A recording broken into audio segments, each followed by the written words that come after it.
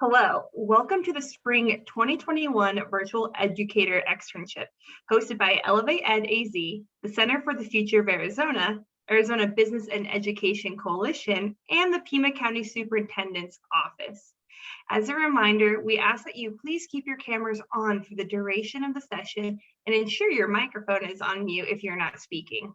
Today's session is hosted by Regina Toomey, who will be discussing interviewing skills for behavioral-based interviewing. You ready for me?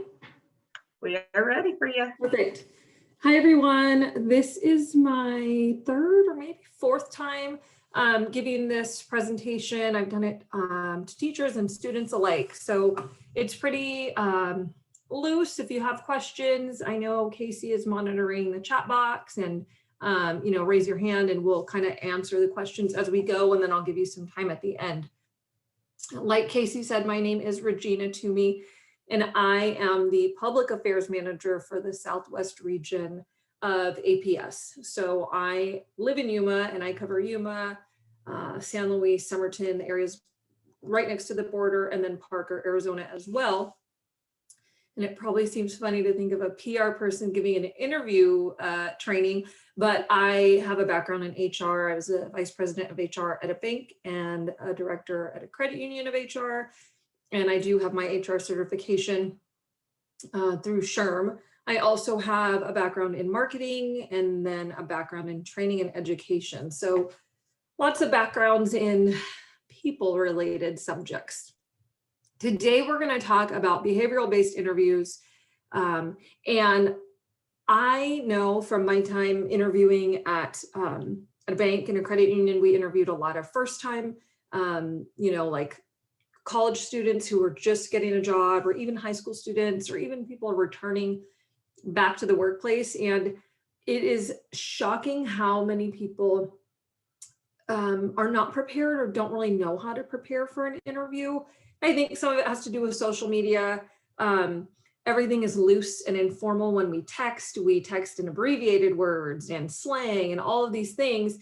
And so it's hard for adults, but especially young adults, to transition from that really loose, casual conversation into a more professional conversation. And for so long, interviews were done really cut and dry, like, where do you see yourself in 5 years? And the canned answer would be, well, working for this organization, or, describe yourself in 3 words. Well, those are really easy questions that you can skate through. But when you're asking someone to give you an example of when they did XYZ behavior and what was the outcome, those questions are a lot harder to fake, and they're a lot harder to lie about, I guess, for lack of a better word. So that's what we're going to talk about today is behavioral-based interviewing. We're going to go through, what's happening? Oh, hold on. Of course, I'm having technical issues. Do you think after a year, this would all be ironed out? 1 second. So we're going to talk about what behavioral-based interviewing is. It's abbreviated in this presentation as BI. We'll talk about why it's used, the specific behaviors that it typically is looking for, how you can prepare, whether you, again, are using this and translating this over to your students, whether you are just wanting information for yourself and to further your knowledge. We'll talk about how to prepare for this type of interview. We'll go over some types of questions. We'll talk a little bit about the delivery, and then you'll have some time for questions at the end if you don't have any throughout the program. So behavioral-based interviewing is sometimes referred to as STAR interview method. It's also sometimes referred to as situational-based interviewing, or sometimes competency-based or targeted selection. So this type of interviewing has gained popularity over the last few years. There are banks of questions on the internet. If you are looking for a job, all you have to do is Google the name of your job and behavioral-based interview questions, and you will find all the questions in the world. These types of interviews focus on questions that delve into your past behaviors, because past behavior is usually an indicator of future behavior. And as a hiring manager or an employer, You want to know how this person is going to behave in this role, past those canned questions of where do you want to be in 5 years, and are you good at customer service, right? It shouldn't be a yes or no question. It should be something that talks about and gives you the chance to talk about your past behaviors and experiences. You develop stories to illustrate that you have the necessary skills for that position or that employer. And when I say develop stories, it doesn't mean they're made up stories. They're stories from your past experiences. And I know I have a son who's a junior, and he's going to start looking for a summer job. And his frustration was, well, I've never had a job, so how can I answer these questions? People don't realize that just because you've never had a job, if you've played a sport, if you've been involved in a club, if you've ever been the lead on a project in the classroom, there are lots of experiences in your life that you can use to answer questions, even if you don't have a really lengthy job history. So BI, or behavioral-based interviewing, is trying to determine your experience more than just the dates that you put on your application, actual life experience or professional experience or job experience that you truly have. Your behaviors, so how you will interact with your coworkers, with your boss, how you kind of monitor your own behavior, and then your potential for success. It's really become more prominent that employers want to know if you're going to fit into their company culture. APS is a very corporate culture. It's very different than a small business. And so they want to know that I would fit into their company culture, meaning, am I okay with, having to hold my tongue on social media because now I work for APS and people can see that? Am I okay with having many hats because we're such a large company, things are thrown at your way? So these questions help determine not only your experience and your behavior, but your potential for success and your potential to fit into a company culture. Behavioral-based interviewing is 55% predictive of future on-the-job behavior, while just the traditional interviewing is only 10%. So that's why more organizations are going to this type of interview method. So these questions are really looking for specific behaviors, and they're different for every position. So we do STAR-based or behavioral-based interviewing at APS. The questions that I am asked are very different than the questions a lineman is asked, or the questions that one of our schedulers and planners are asked, or the questions that a regulatory person are asked, because we all have to have different skill sets. So they're looking for specific skills, your values, your attitudes, competencies, your personality characteristics. These provide clues regarding how you'll fit into that corporate culture, like I mentioned. So typically employers are looking for content skills. If I am applying to be a teller, have I counted money? Do I know how to balance a drawer? How are my customer service skills? Functional or transferable, working with new information, new things, so physically, and then how I work with people. And then adaptive or self-management. It doesn't matter how great an employee is, if they cannot get along with their coworkers, their boss, and their customers, all the experience in the world doesn't matter. So these questions also look at that. The top 5 behaviors that are looked for, and you might see a question and think, well, I'm not giving them any information about my initiative. But the questions are typically phrased and formulated in such a way that there is information being gleaned from your answers. So interviewers are looking for achievement or results orientation, initiative, more again than just saying, I am a self-starter. They want to see that in past experiences. Impact and influence on yourself and others. So how are you a team player? Customer service orientation is probably the biggest question that you'll be asked. Tons of questions around customer service, really no matter the job, because even though I am not on the phone, I'm not in our call center, I don't work in our customer service department, I have to be able to have excellent customer service skills for town councils, for mayors, for customers that I run into out when I'm promoting APS. And then they also look for interpersonal understanding.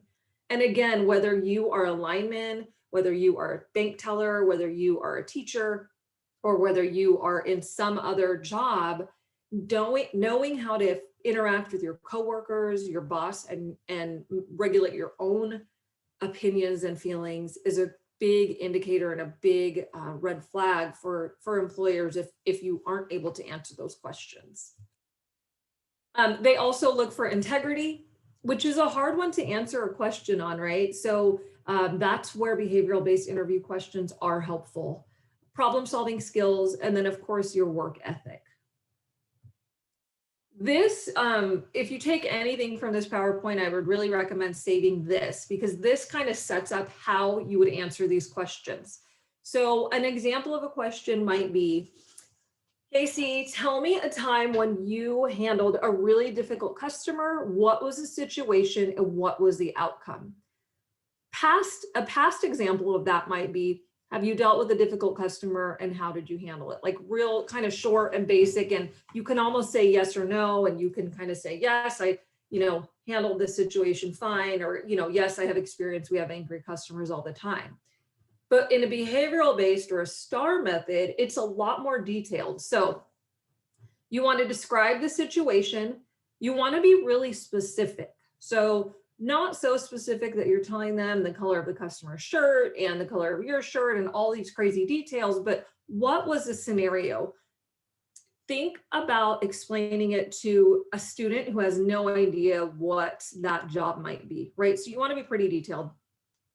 You want to provide enough detail for the interviewer to understand, or if it's a task you're explaining, because some jobs are really task oriented, right? So they want to know, have you completed this task, or what type of task for whatever job that is. And you want to explain the task in enough detail for them to understand. Next, you want to explain the action that you took. So you're keeping the focus on you, even if it's a team project. What part of the team did you play? You don't always have to be the starring role in the team, but were you a player? Did you help? Did you come up with ideas? What role did you play in that action or with that event? And this is the one that people have a hard time with, are the results, especially if you're pulling from a job that you had 3 jobs ago, which is okay, but it's hard to kind of go back in your memory. So you want to describe what happened, how the event ended, what you accomplished, and what you learned. Keep in mind that not every answer is a perfect scenario. So what I mean is, not every situation is wrapped up with a bow and as a positive outcome. Some employers specifically want scenarios when you didn't have the desired outcome, and how did you handle that? And that's an example of your interpersonal perspective or behavior. The other thing I was going to say, and I just lost my train of thought about it. Shoot, it'll come to me. But so this chart is the best chart you can have if you are preparing a student for an interview, or you yourself are preparing for an interview, or a friend or family member. I really encourage you to Google the job and then STAR-based interviewing or behavioral-based interviewing to get some questions. You want to, I know when I applied for this role, for example, I looked up questions for this specific job title. And even if it wasn't, in the utility sector, I can still start to formulate those answers. And I actually wrote down and made notes and just kind of picked all different kinds of questions. Obviously, not all of them were asked, but it was really helpful. What I was going to say earlier is this kind of seems intense for someone who's never done an interview.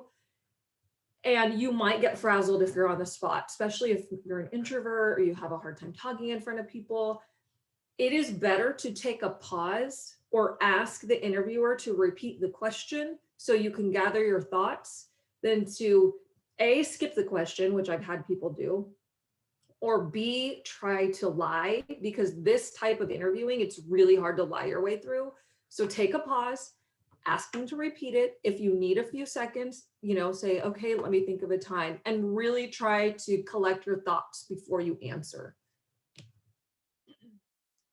So you want to prepare stories, not one-word answers. And I know from experience with my team, this is the hardest part, even in conversation, but especially for an interview. It needs to be some kind of story. And it's, again, you can't really say yes or no answers with these questions. A lot of them will be phrased as, tell me about a time when, give me an example of, explain a situation when. So they're not yes or no questions, and you have to think of a story. They might center around these types of issues. So crises in your life or your job. And as a new job seeker or new professional, it is okay to say, well, I might not, I don't have any experience in the workplace, but I do have an experience on my baseball team, or I do have an experience in student government, or I do have an experience in my church youth group. So it can be personal. They'll center around contributions to a team, how you work in a team, or are you that person that lets everyone else do the work? A time when you had a lot of stress, had to juggle multiple priorities, had to juggle multiple deadlines. Students have that all the time, so that's an easy one for them. A time when you were a leader, again, whether it's in the classroom, on the field, in a club or a youth group, and then a time when you've overcome failure. And again, these answers are not always going to be perfectly wrapped up in a beautiful bow, but they should have situation, task, action, and result. As long as they cover those 4 things, you're answering the question adequately. And then the delivery is also really important. So everyone knows you dress up for an interview, right? You look presentable, you are ironed and your hair is combed, you're not showing up in jeans, but the delivery sometimes is missed. So you want to interject energy, enthusiasm, and confidence, especially if you are not someone who is overly animated. I know I have like a crazy face, so this one isn't really hard for me, but for some people who are more reserved, it's sometimes harder to show enthusiasm.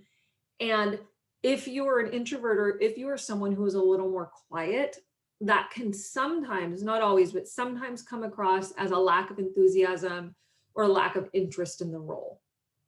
Remain positive. I have had people come in for interviews where all they did was bash their previous employer. And what that tells me is if they leave me, they're probably going to bash me. Ask for feedback. This is a really good one, especially if you're not sure if you gave all the necessary details. You can ask, is this the type of information you're looking for? Or do you need more detail? Or did I answer that question adequately? Be aware of fillers. And a lot of you know what they are. So a good thing to do if you've never ever interviewed and you're really nervous is to just set up your phone and look up some behavioral based interview questions and practice answering them with the phone filming you. It's kind of extreme, but it works. Pronounce words carefully and completely. Don't use slang. Don't abbreviate, even though I'm using the word don't, but just try and be as professional as possible. And then gesture and smile naturally. The other thing I would recommend, and this is one that's really hard for people, is most people speed up their tone or their cadence when they're nervous. So I used to help people do speech practice for like beauty pageants. And what I would always recommend is to talk slower than you think you need to. It might seem slow to you, but that fight or flight kicks in when you're nervous and people really start to speak very quickly. So slow down, practice in front of the mirror if you don't want to record yourself. All of these things seem really silly, but the nerves are going to kick in when you're in that interview chair. The other thing is that sometimes you have panel interviews. So even for like an entry-level teller position, and pretty much any position, there will probably be 2 people. Just HR, it's kind of like a liability thing to have a witness there, I guess, but there's probably going to be 2 people. If you're applying for a management position or something, higher, there might even be 4 or more. My first interview for a management role, I had 12 people. So it really is a good idea to ask when the interview is being scheduled, how many people will be in the interview. Number one, it gives you time to mentally prepare for the number of people. And then number two, if you're going to take a resume or you have a PowerPoint you're presenting or something like that, you'll have enough copies for everyone. So those are some tips. If you guys have been in your roles for a really long time, you might have forgotten. I know I forget and have to kind of review anytime I look for a new job. So the delivery is just as important as the stories that you are telling. And this presentation, the actual presentation part always goes really quickly. The questions typically take a little longer. So Casey, if you have questions, I am ready. I'll start it off with what? Oh, unless someone else had. Yeah. I'll start it off with a question as more start to come in with the chat. But I know last time when I was in a session with you, you spoke about tailoring your resume for when you're applying. And, you know, what are the tips for that so you can really pass those, you know, gatekeeping algorithms to get into an interview? Sure. So most companies have resume reviewing software. First of all, they ask knockout questions. So the knockout questions are questions like, if it's a customer service role, they're going to say, do you have 3 years of experience? If you say no, you're automatically not going to get an interview because that's a knockout question. I really encourage you when you're talking to your students about jobs or future to think about their life as a job, not just having a job. So customer service could be selling things at the snack shack, fundraising for, you know, a sports program or a youth group. So I don't want them to lie, and I don't want you to tell them to lie, but customer service isn't limited to, you know, standing at a counter and someone coming up to you. The other thing I would encourage you or you to tell your students is tailor your resume to the job you're applying for. So if you're applying for a job as a lifeguard at the city specifically has a really robust, all cities have a really robust resume reviewing or application reviewing system. So if you take some of the keywords, and unfortunately I don't have like a list of those, but if you look at that application and you take some of the keywords from that application and weave them into your resume, it will give you more of a chance to get that resume picked up by the system because you're matching with keywords that they had. So think about it, if it's a customer service job, are there specific words that you can use in your resume?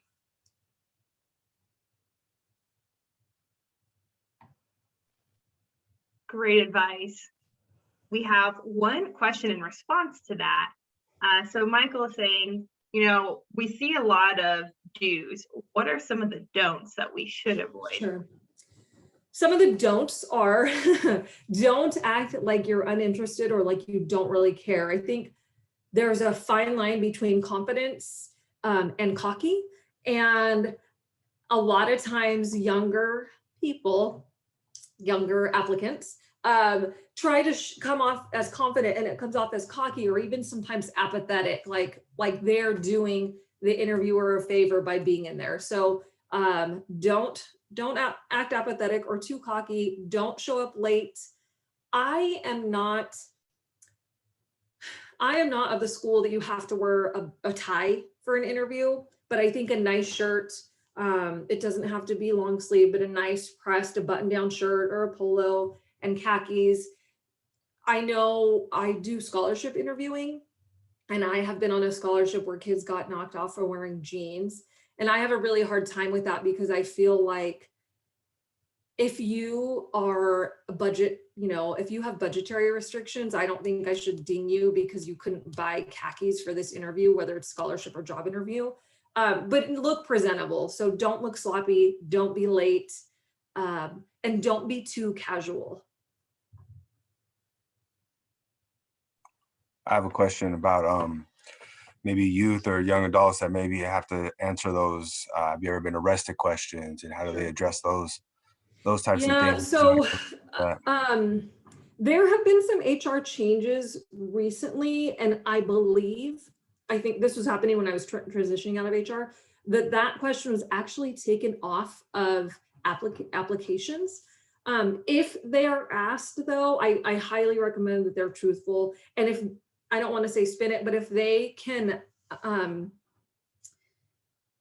position it in a way that they have, worked hard to overcome that, or, it was a bad choice they made in their youth and they have learned from it. If they can position it a way where they show that they've learned from it, then that's okay. But I wouldn't encourage them to lie, because at some point, certain jobs, like any job in a bank, for sure there's a background check, APS, background check, city jobs, background check. So the best bet is to just answer it head on, but really try and make it a positive if it's possible.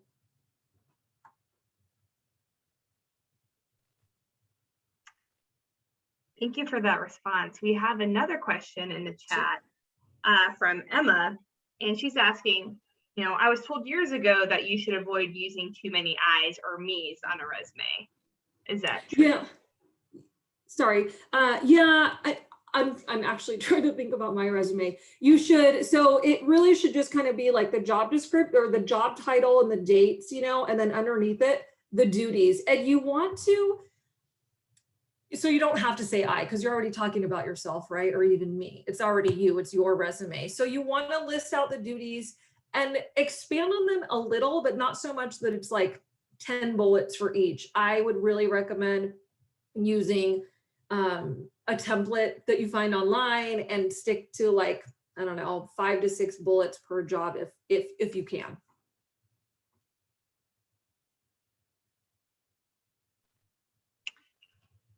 We have another question, and I think this is a great question as well. So Adrienne said, when advising her students on how to create resumes, she finds that they're getting mixed messages about the resume. She's telling them one page, sorry, it moved. She's telling them one page, while other people are telling them that 2 is okay. Sure. Is there current industry, practice, or is there something that you specifically look for? It's typically 1 page, unless it's someone who has had, 30 years of experience, has been a vice president at like 20 companies. They should typically be able to get the job or the resume done in 1 page. If they have a really extensive work history, I would probably not go back more than 10 years of jobs, maybe more if you can fit it all in 1 page. But what you run into is people being overwhelmed by looking at all those words, and they want to see a succession in your jobs, but they don't need to see every job that you've ever had. So 1 page is standard, and really probably what it should stick to. May not apply to our students as much, but how do you address maybe gaps in employment that you may have? Sure. What you can do, I always recommend being proactive. So just like the question about the arrest, if you're asked, obviously you're going to answer and not hide. In this case, a couple of things. You don't always have to take your resume. I think it's nice, and I encourage people to, but the hiring company already has your resume. So if you don't have a means to print, or if you forget it, it's okay. And you can say, oh, I wasn't able to print it or whatever, or you can not address it at all. It's either way, but you don't always have to have it. As far as gaps in employment, I would have an answer prepared, because if it's a couple months, someone's probably not going to ask you, especially, right now it's sometimes hard to find a job. If it's a couple of years, you will probably get asked. The tricky thing about that from an HR perspective is you can't get too personal or look like you're being discriminatory to someone who maybe took time off to care for their children, or an elderly parent, or if they even had some medical issues. So I would have something prepared in that sense to be proactive, but I don't know that I would necessarily volunteer it unless I was asked. And you might have touched base on this already, but when students are in an interview and it comes to the portion where the interviewer is asking, do you have any questions? Sure. What types of questions should students focus on? And, do you have any, recommendations for what you would like to see as an employer? Yeah, so I definitely wouldn't ask about vacation in the interview. Even pay is sometimes tricky to address. Normally, if you have an interview, you will get a call with an offer, and that is the time that you can address pay. If you really need to know and you think it's on the low end, you can ask in that initial interview. But for sure, don't ask about vacation or sick time. Most companies will give you a benefits sheet after the interview if you're moving on to the next, next section. A good question to ask is, what would my day be like in this role? So whatever the job, staff bar attendant, teller, waitress, office secretary, what would an average day look like? You can also ask what the company culture is. And more than anything, it really just shows that employer that A, what company culture is, which is kind of the environment of the company and how things run, and B, that you're really interested in what it would be like to actually work there and not just lip service of applying for the job. So company culture, what a day in the actual job is. And then if they, you want another one, you can ask them what they like best about working there. Looks like we've got one, just not a question, but just general advice for writing a letter of interest. Sure. I use Google for everything. Like, Google is the best. There's no need to reinvent the wheel, and you don't have to copy it directly, but I Google letter of interest for whatever, letter of interest for public relations, letter of interest for HR manager. It's helpful because it really just gives you a concrete example, and then you put your own spin on it, but you're not creating it from scratch. Again, don't copy directly, but it'll give you a really good idea of what you should say. Typically, you'll include some education, some experience, and then why you want to work there, and finally, what you would bring to that company as far as talents.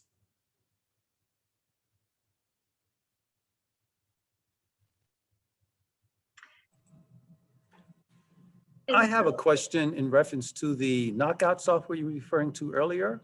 Mm-hmm. Any way that maybe you can give us some additional insight as to how that software works? Yeah, so if you have really, a lot of cities use knockout questions, and actually so does even the banks that I worked for. So for example, if you are applying for a job in HR, a knockout question would be, do you have 6 years of HR experience? If you say no, you're automatically out because that experience is probably a requirement. Another question might be, do you have an HR certification? If that job is requiring that certification and you say no, you'll already be knocked out.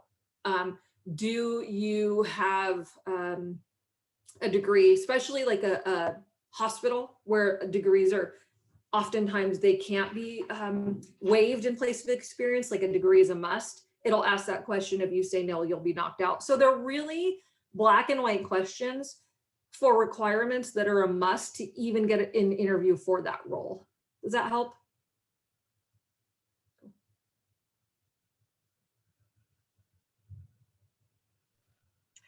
Do you have any advice or words of encouragement for students who are about to do their first interview? Yes, my advice is to practice and look up questions. Don't go in blind. So really try to do some of the legwork ahead of time. For me personally, writing out a question or writing out the answer actually helps, because you can't know every question you're going to be asked, but if you at least have some of those situations in mind that you can pull from, it'll go a lot smoother.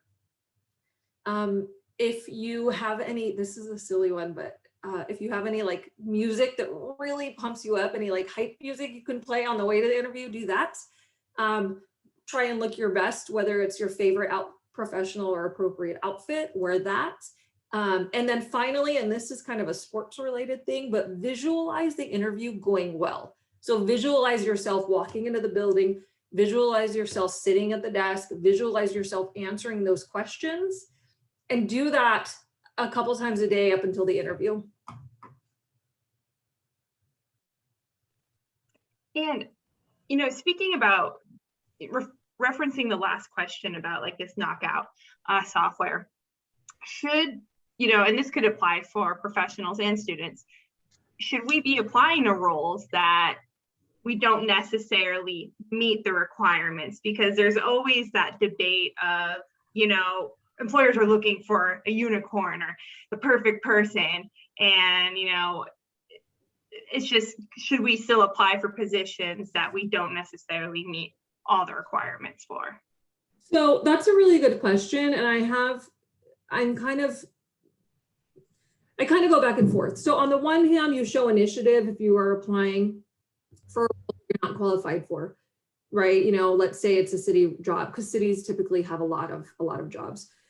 On the other hand, let's say you apply for that job and you're not qualified, and then 3 more come up that you are qualified for. Now your resume has come across them 4 different times, and it might appear that you are just looking for any job that you can get. So I would say apply if it's an area that you want to get into, even if you don't have the experience yet. But don't apply for it just because it's something that sounds cool and you might want to do it, because down the road, if something comes up, you don't want to look like you've applied for all these jobs just to apply.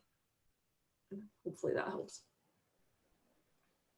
I've run across this in computer science, in programming. There are a lot of times you will see job postings where one of the requirements of that job is years of experience in a programming language that has existed for fewer years than what they're looking for, right? You know, I've seen job postings, you need to have 10 years of programming Swift. Swift was released in 2014. Yeah, and so, you know, it looks like a knockout question, Right. but it's, you know, it's not. And that's, so, you know, when I talk to my kids about that, as I say, you know that they do this a lot of times because they're looking, they are looking for a unicorn. And kind of pay attention to those differences between you have to have a degree versus Right. they want you to have a degree. And sometimes you have to swing, even if you think that you're not qualified for it. Right.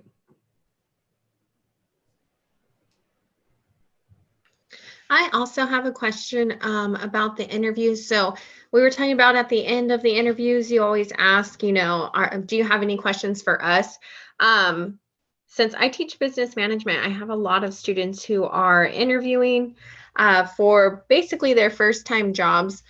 Would you encourage them to ask like what they could improve on for their interviewing? Because I mean, sometimes these kids, they go in and, you know, it's their very first interview and they don't know exactly what you're looking for as far as responses go. Would you encourage them to ask that question, or is that something? I mean, if they have a thick skin, I encourage them to.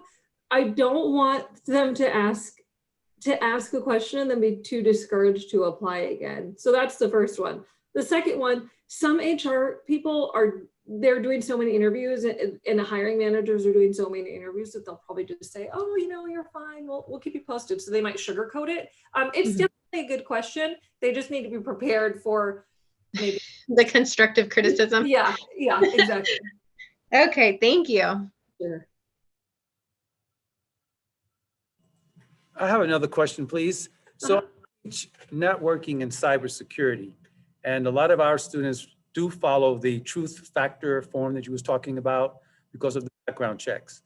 What I would like to know is, would you recommend a student who's 18 applying for a DPS fingerprint clearance card as a part of preparing themselves to go into that job market? Oh, like pre-applying before they need it? Yes, because then what winds up happening is they can go into the interview process Right. with information indicating their background and that readiness, I like to use that phrase, their readiness to be able to.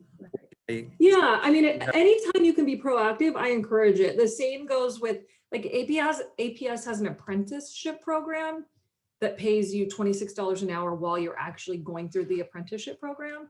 And one of the requirements to apply and to be selected is a CDL. So if you have a student who knows that they want to get into something technical, they don't want to go into a traditional job, but they want to go into something technical, and they have the means or they have the funds, a CDL license is really helpful and will put you, leaps and bounds ahead of someone applying for like our apprenticeship program or even other roles that require it. So yeah, the fingerprint question, I would always recommend being proactive if you know it's an area that you're going to want to go in. especially because now you are going to be further along in the process than someone who still has to go apply and doesn't have it yet.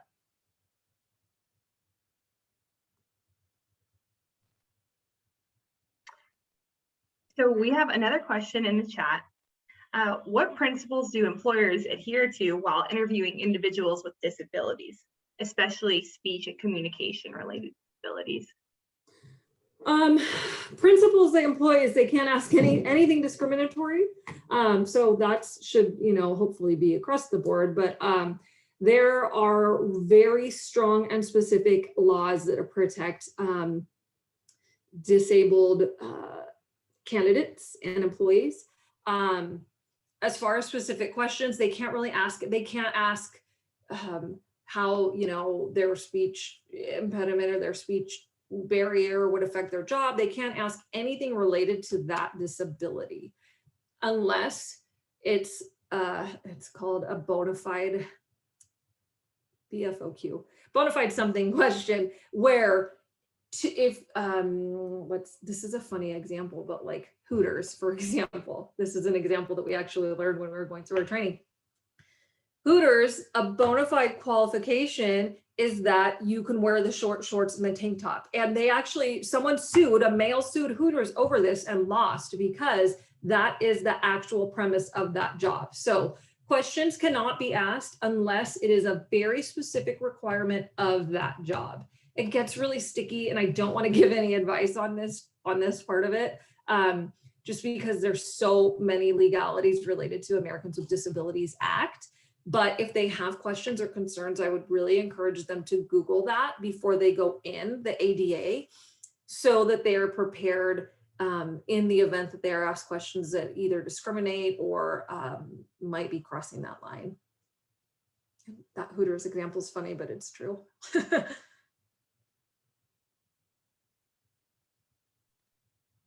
Yeah, that was a great example for us to, put in perspective. So thank you. And great question. So moving on to the next question, how would you recommend students in middle school to start gaining experience for future jobs? Specifically, they're going to start bringing this information to students as low as grade 6. Okay, so grade 6 is probably easier to deal with than grade 11, like I'm dealing with right now at home, because they're still, sweet and nice kind of. But what I would recommend is noting the experience that so have them think about a club they're in, or a youth organization, or even the classroom, because obviously not all kids have the means or the interest in joining something outside of school. So even in the classroom, something that teachers can do is, do like a workshop session on, okay, let's talk about in the classroom, where are times that you've exhibited leadership? So maybe they were in a group and they took charge of that group. Where are times that you have shown customer service skills? Really just kind of challenging them to think about, these kind of standard job skills and where they have done them, or encourage them if they know that they want to work in an office. Have them look up some free writing classes on Google. If they know that they want to work with their hands, maybe there are some programs they could do where they are able to, get some hands-on skills. So it's really just about teaching them to be creative in thinking about where they have those skills right now while they're in the classrooms. And then how can they hone those skills and kind of continue to grow them once they get into high school. Also know volunteerism is a great way as well. Yes, yeah. And a lot, I know when my kids were little, I would take them to volunteer like at the food bank and the homeless shelter. And so that is something that if, again, if they have the means and if they have that parental involvement to do it, they can use those skills as well. I want to encourage you to use classroom examples, just because I know, especially down here, a lot of parents don't have the means or the time or the funds to do that outside stuff. So where they're going to gain those skills is with you all. And to piggyback off of that last question, and I'm not sure if you've been in interviews that apply to this, but for example, students showcasing their work or, a portfolio or something that really shows the employer, this is, what I accomplish. Have you been in interviews where, you're asking for some sort of, experience to show or portfolio, and or do you have any tips for that? Yes, I have been in an interview for a director of marketing. And I actually don't think we asked her ahead of time, but she brought it. So this is an example of showing initiative. She brought a laminated copy of print ads she had done and then printed up digital ads and had them. It doesn't have to be fancy. It could be in a file folder, but they were printed on color so we could see her work. And she left it for us so that after she left, we could look at it. And then she collected it when we came back, or when she came back, like the next day after we were done.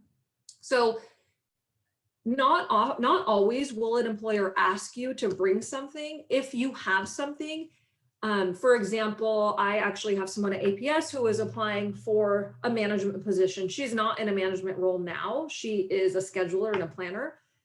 She is going to, on her own, put together a 90-day plan as if she had that job. So she'll have examples of what she would do in her first 90 days, how she would, engage with the staff, things like that. So employers will not always ask, but I always encourage you, if you can, to take something in with you. You don't have to, but if it's something high level where you're moving from an entry level to like a mid-level position, it's a really good idea. If it's a marketing, graphic design, or something where it is, you are creating content, it's a good idea to bring in examples. They don't have to be examples that you've used in a job. Let's say you want to get into graphic design and you've played around with it at home or worked on your computer, you can print up stuff, put it, in a file and take it in.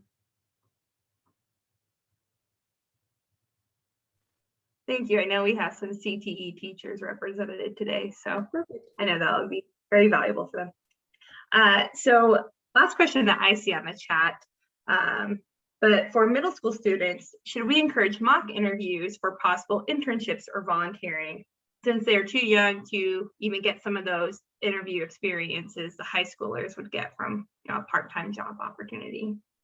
I definitely think mock interviews are a good idea, no matter the age. At junior high, it might be more, a little more fun. I worked with a program through United Way called JA BizTown, and we interviewed kids as young as second grade. Those were kind of hard, but I always encourage it. I have done mock interviews. So a lot of Rotary groups, if you want to do mock interviews for your class and you have a contact at a Rotary near your area, they are usually made up of a lot of different types of business members. They're willing to come in and do mock interviews.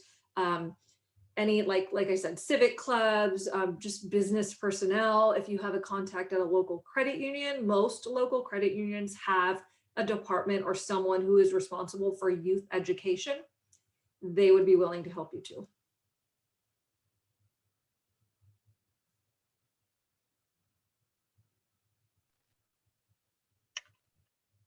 All right. Does anyone else have any other questions that they'd love to ask Regina?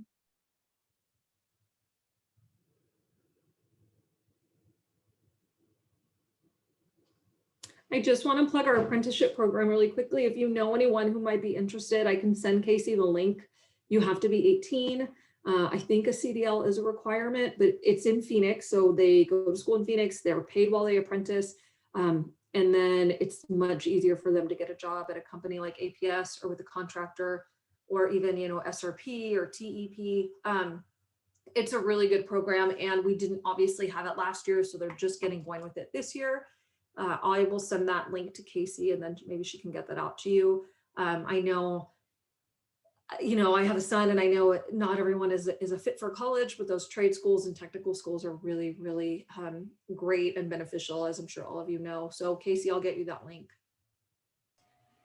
That'd be great. I'll put a plug in as well. We've had some conversations with TEP down here in Tucson, and they are really struggling to fill those craft positions, and their apprenticeship program is an excellent program. And as you know, Regina, it is college. Students are in the apprenticeship program. They're going to Pima, at least the program I'm familiar with at TEP. So really think about that for students that want that kind of a career. There's some really great opportunities with the energy companies in the state.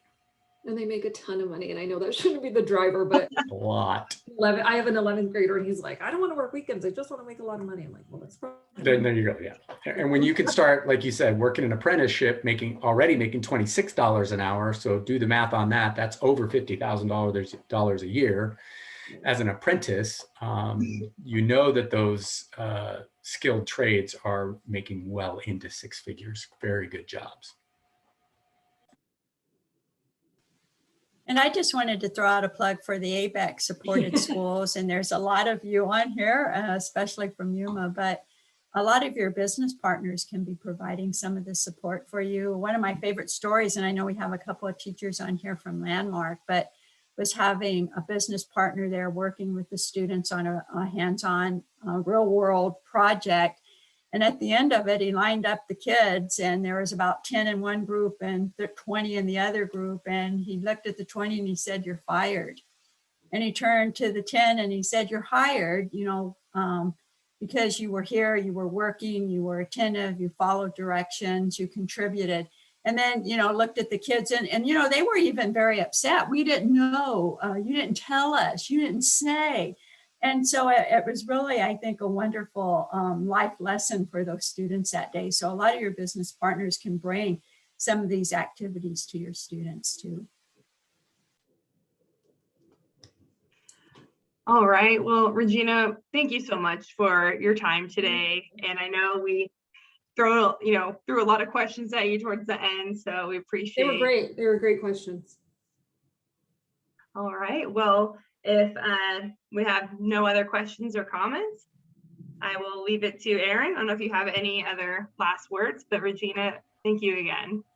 Thank you guys. Have a good day. Thank you, Regina. Thanks, Casey, for facilitating today. And thanks everybody for being on today. We will see you all tomorrow.